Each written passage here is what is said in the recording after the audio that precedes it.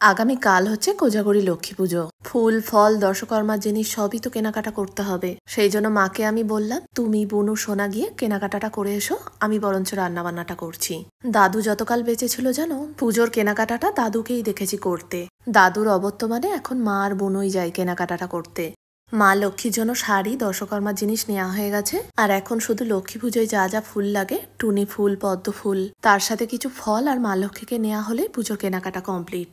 বড় বাজারে এত ভিড় জানো, প্রচুর সময় লেগে গেল কেনাকাটাটা কমপ্লিট করতে। চলো এবার আস্তে আস্তে বাড়ি যাওয়া যাক। এবছর যেহেতু 11:30টার মধ্যেই পূর্ণিমাটা লেগে যাচ্ছে, সেই জন্য ব্রাহ্মণ বলেছে দুপুরবেলাতেই পুজোটা করতে আসবো। এই যে ইনি হচ্ছেন আমাদের বাড়ির নতুন মা লক্ষ্মী। গতকালকে বড় বাজার থেকে মা বুনু এনাকে নিয়ে এসেছেন। প্রতি বছরই জানো আমাদের বাড়িতে নতুন মা লক্ষ্মীকে এনে পুজো করা হয়, তাকেই একটা বছর রেখে দেয়া হয়। লক্ষ্মী পুজোর আগের দিন গঙ্গায় নিরঞ্জন করে আবার নতুন মা লক্ষ্মীকে আনা হয়ে থাকে।